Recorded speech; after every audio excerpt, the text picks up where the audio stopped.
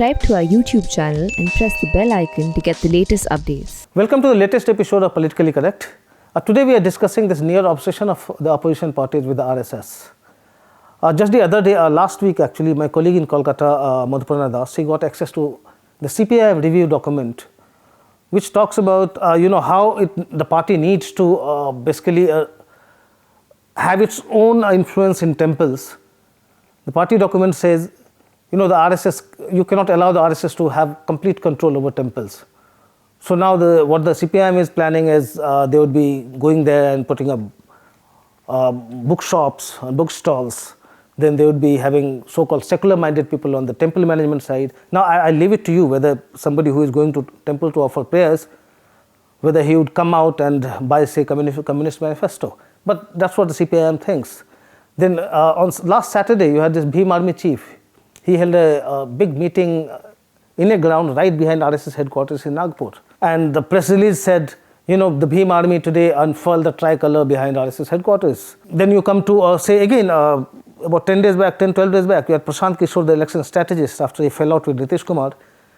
He addressed a press conference in Bihar, basically saying that, you have to decide whether you want to be with Godse or with Mahatma Gandhi. Now, for all you know, since 2011, Prashant Kishore had been working for Modi's campaign. In 2012 Gujarat Assembly elections till 2014 Lok Sabha elections, Prashant Kishore was working with the BJP and with the senior RSS functionaries. Suddenly he is talking about Godse versus Gandhi. We all know about the defamation cases against Rahul Gandhi. The number of times he has cast aspersions on the RSS, inviting all those legal notices. So these are just some of the instances of the RSS obsession. But every day, if you look at the papers, if you watch on TV, you see opposition parties basically slamming the RSS for one reason or the other. So before you get into it, let me give you some figures, some numbers to show you the RSS imprint on this government. Now we did some data crunching. So of 303 BJP MPs in the Lok Sabha, 48% are from RSS background. If you look at Modi Council of Ministers, there are 53 BJP ministers today. Out of them, 38 are from the RSS background.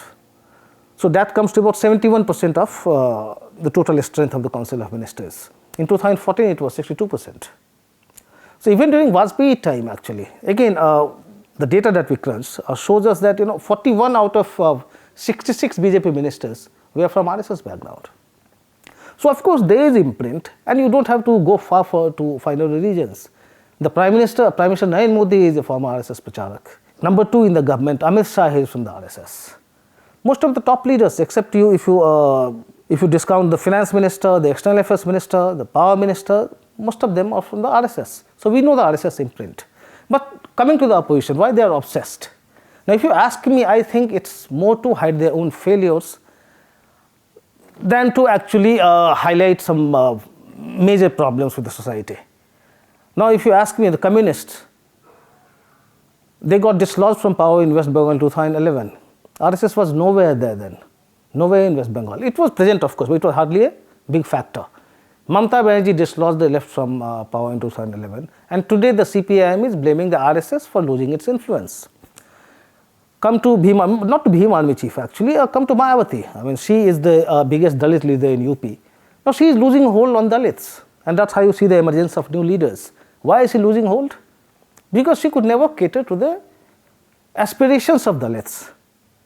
She played identity politics all along, but it was just for herself to gain power. And it's not just Mayawati. Look around Dalit leadership, Ramvilas Paswan, Mathawale in Maharashtra, everywhere. You see these self-seeking leaders. And then they try to blame the RSS or its Hindutva ideology for losing hold on a section of their vote banks. Say Yadavs in UP and Bihar, Dalits in UP and other parts. The point I'm driving at is, it's their own weaknesses. If you talk about Congress, a year before the RSS was founded, that was in 1925, in 24, the Congress had this Seva Dal in existence. And the Seva Dal was supposed to do exactly what RSS is doing work on the ground, relief works. Whenever you have calamities, you go there, work for the people. Where is the Seva Dal now? It's nowhere to be seen. RSS today is running about 2 lakh welfare programs across the country. Now, I'm not getting into its ideology. I'm not even judging RSS or I'm not even saying what the opposition is saying is right or wrong. All I'm saying is RSS presence across the country is so strong. Now, if I can give you an instance, it was about 14, 15 years back. I was in Baswara in Rajasthan. Now, I was going with the RSS volunteer, and we were going to visit a school about, say, about 60 kilometers from Baswara. It took us 7 hours because there were so many stopovers. He would stop at some playground, he would chat with the youngsters there, play cricket, move on. He would go to he would stop by some house and then enter the house. He would ask them, how was your daughter's marriage? Sorry, I could not come. Many of my friends were there. I sent them. Were they of any use to you? And you could see the bonhomie. That volunteer would just stop by any chai shop, chat with them. So this kind of connect they have on the ground. What have these parties done to gain that connect? So you have to give RSS its due. I mean, it has its influence on the ground. As for its ideology, I'm not getting into that. But to blame the RSS for everything is nothing more than an attempt to cover up their own incompetence, I would say. I will elaborate on this while taking some of the questions sent by our viewers. Hi, I'm Parimal from Chhattisgarh. Why do the Dalit parties in India oppose and demonize the RSS? Sangh's idea of Hindu Rashtra should, in theory, also include Dalits. Is their idea really about getting caste Hindus in power, as suggested by the opposition parties? Parimal, I have discussed why these Dalit dominated or Dalit leaders are making these allegations against the RSS. But yes, the issue of Dalits and their interest has been something that has been talked about for a long time. Fact is, RSS has been dominated by Brahmins, or for most of the period of its existence, it has been dominated by Brahmins. Of the 6 sarsang chalaks or RSS chiefs, 5 were Brahmins. The RSS was founded by Chitpavan Brahmins. Just one of the sarsang chalaks, that was Raju Bhaiya, was a non-Brahmin. Otherwise, all have been Brahmins. But if you look at the vision of the RSS, what it talks about, it's about the rejuvenation of Hindu Samaj, Hindu society on the basis of dharma and sanskar. They talk about Hindu nationalism. So, caste actually did not really factor in for them for quite some time. In fact, the first time you started seeing the discomfort within the RSS on this issue was when Golwalkar said in 1966, that was the first conference of the Vishwa Hindu Parishad, and there Golwalkar said that all Hindus are born out of the same womb, that Bharat Mata. That was his first attempt to address this issue because he was conscious that these concerns were growing. Then you had in 1973 you had Devdas. Devdas said, if untouchability is not wrong, nothing is wrong. So RSS was conscious, but somehow given their ideology and the way it was, when you are talking about Hindu Samaj, naturally the upper caste, Brahmins, it was easy to galvanize them actually around these issues. And somehow downtrodden sections of the society, they could not really reach out to them because they had different concerns till then. Even today, somehow the RSS remains Brahmin dominated or upper caste dominated, you can say. See, there is just one Dalit in the higher echelons of the RSS, say that is V. Vegaiah. He is one of the 5 joint general secretaries of the RSS. He is a Dalit.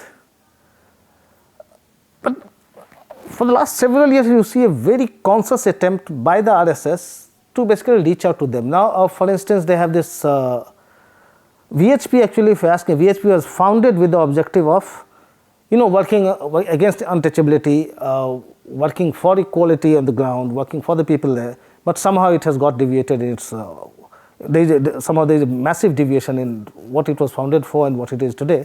Anyway, we're not getting into that here.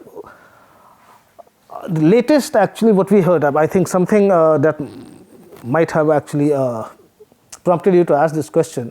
The last time we had this debate on the RSS and Dalits was when RSS chief Mohan Bhagwat said, that there should be a dialogue on reservation. There is huge hue and cry by the opposition parties. Okay, look, this is the anti-Dalit mindset of the RSS. RSS came up with the clarification, and since then several times the RSS has clarified that the RSS stands for reservation. But then, the way this has been projected, and as I said, the fact remains that the top leadership of the RSS is dominated by the Brahmins, and that somehow creates this impression that is anti-Dalit. But there is nothing in the RSS constitution or nothing in the RSS vision or objective which actually leads you to make any such conclusions. Hi, I am Saurabh Chatterjee from West Bengal. I have two questions. First, what is it that opposition actually fearing? Is it the ideology of the RSS or the strong structural support that Sangh brings to BJP? Second, certainly Modi is not doing all wrong. There are some good decisions, but if you praise him for once, you are bound to be labelled as a Sanghi or a Bhakt. Why is such an intolerance there? Saurabh, I would answer your second question first. Yes, I agree with you there, absolutely. The tendency you see today is the moment you support Modi, you become a Bhakt.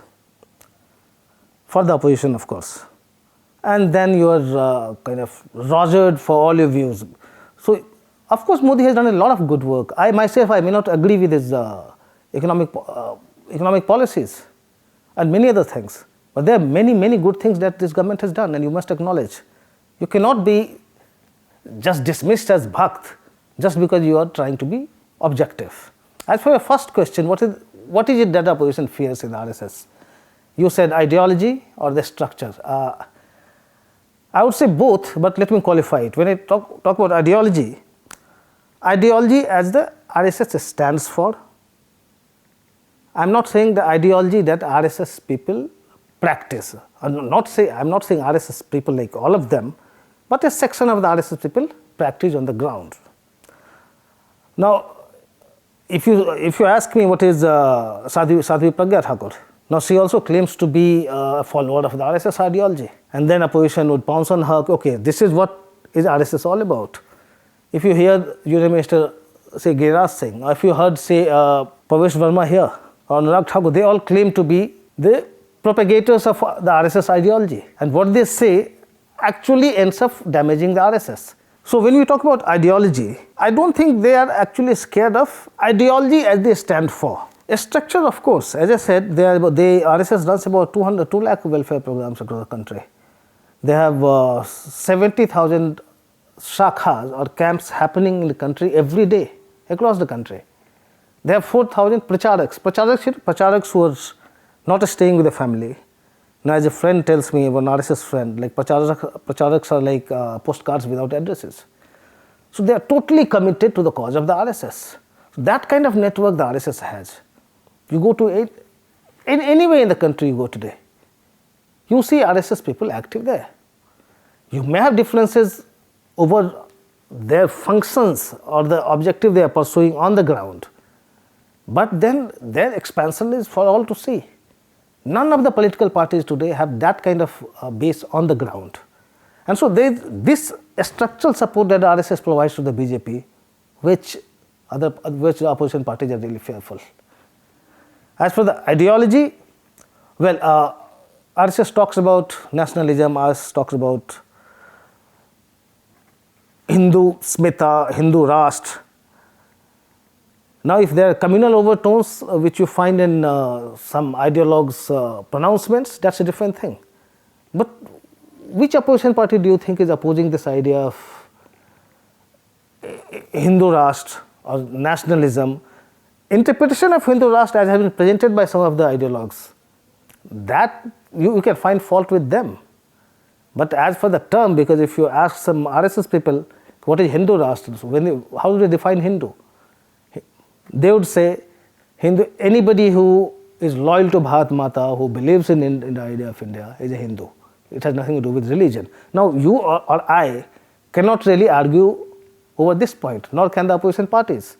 But yes, I mean, we do have our reservations against what the so-called RSS supporters do on the ground, or what they speak. Hi, this is Prasad Mukherjee from Kolkata, West Bengal. RSS seems to have this obsession with one nation, one language, that is Hindi, is that a reason why most of its organizational presence, strong organizational presence, is limited to the Hindi heartland, the Hindi speaking states, while it has not been able to grow to that extent in non Hindi speaking state other than Maharashtra and Gujarat. In states especially that of South India, then Odisha and West Bengal, it doesn't have much of that presence. And is its obsession with that one language policy cause that people are not able to associate with the RSS's ideology, with pan Hindutva and all that? Kindly answer this question. Prasad, it's not just the RSS which has talked about one language across the nation. If you look at the Constituent Assembly debates also, there were many members who were talking about it. But of course, there has always been opposition from the South. The reason for this expansion of the RSS in North India mostly has been because, post-partition, actually North India was a more fertile ground for the idea of Hindutva, or its interpretation as RSS people did then. They had more recipients in the North. In the South, because of Dravidian movement, or you had this anti-Brahmin movement happening in the South, there were not many takers for that kind of ideology then. But today, RSS is expanding very fast. I'm telling you, today in Telangana, Andhra, there's all over there, you may see many agitations coming out of those places. Even in Kerala, RSS is pretty strong. So it's not that RSS did not work there, but just that the socio-political milieu was not such that really helped in the propagation of the RSS ideology in the South. This is Vishwaraj from Bangalore. Government is an elected body, whereas RSS is just an organization. RSS's influence on an elected body's decision making or operation is against the fabric of democracy. Does this bother you? In an ideal situation, yes, I may agree with you. But as it is, we saw what happened during the UPA regime. You had a National Advisory Council headed by Sonia Gandhi, which was formulating the government's policies. And in fact, I was working with the Business Standard then, and I had filed RTIs, and I got correspondence between Sonia Gandhi's NSC and this government's ministers. I mean, there were at least 400 letters exchanged between them. So even on a bill, NSC would be vetting every clause of it. So it's not the first time. If you have something happening in Kerala which is left ruled, you will have the CPI and Politburo discussing it here, how to go about on a major policy decision. So it's a fact of life, and this is how our political system works. As for the RSS, as I said, there is total, right now, as we say, there is total agreement between the RSS and the government. And when you have so much domination of people from RSS background over the government or governance structure, you don't really have to look at the influence of extra constitutional authority. What you call extra constitutional authority, they are part of the government. And when you have the former Pracharaka as the Prime Minister, and why should you be looking at the extra constitutional authority? And fact is, there is so much of agreement between the two organs today. R.K. Singh, our Power Minister today, he was the Home Secretary of the country when this entire controversy about this saffron terror started. He's the Power Minister today. ISIS is not happy, but it is living with it. You have, how much reservation the RSS and the BJP people have about JNU. You have top two ministers, Nirmala Sitharaman and Jaishankar, who are from JNU, but RSS has to live with it. What I am driving at is, see, there is always an interplay that happens between the party which is in power and its ideological fountainhead. So there will always be an influence of the party or the ideological fountainhead. So you cannot really wish it away. There will always be an influence of the party or the ideological fountainhead of the party which is in power on the governance structure. You cannot really wish it away. Hi, I'm Vivek Raman. During the UPA rule, Sonia Gandhi and NAC were accused of interfering in decision making of the government. How is RSS role comparable with this? They seem to be involved in every major decision. Vivek, yes, they are involved. In fact, the national education policy, which has been on the anvil for the last 4-5 years, has gone through several revisions because RSS has not been happy On the economic policy matters also, you see a lot of influence of the RSS. But as I said, you don't have to look for RSS imprint on the government. You have the former RSS Pracharak running the country, you have so many ministers from the RSS, so it's not that RSS has to come every day and dig up your files and look for reasons to intervene. The difference between today and what was happening during the NSE time was, when the UPA was in power, the Prime Minister wanted something else, NSE wanted something else. Suppose Prime Minister wanted FDI in detail, NSE would have a different idea about this. NSE would draft a land acquisition policy, which reformist Dr. Manmohan Singh may not agree to, but he would have to agree. You had many ministers basically reporting to the NSE boss, that is Sonia Gandhi, party boss. Basically, many times undercutting the Prime Minister, which is not happening here today. Hi, I am Sanjay from Bangalore. Is the RSS Islamophobic? If so, why did Mohan Bhagwat did a 3-day outreach program with some famous Muslim celebs? Is this a shift in its stand? Sanjay, I would go by the RSS's stated line on this issue. If they are talking about Hindus, and as I said earlier, when they say Hindus, it's not about their religion. So anybody who loves India, as they say, is a Hindu. So go by their stated definition of Hindus, they are not Islamophobic. And in fact, they have a cell also under Indresh Kumar where they try to reach out to Muslims. But problem is what the RSS professes and what its followers or many of its followers practice on the ground. There is a huge gap between the two, and that's why all the apprehensions come. So that's all from me in this episode of Politically Correct. Thank you for watching and keep sending questions. Thank you.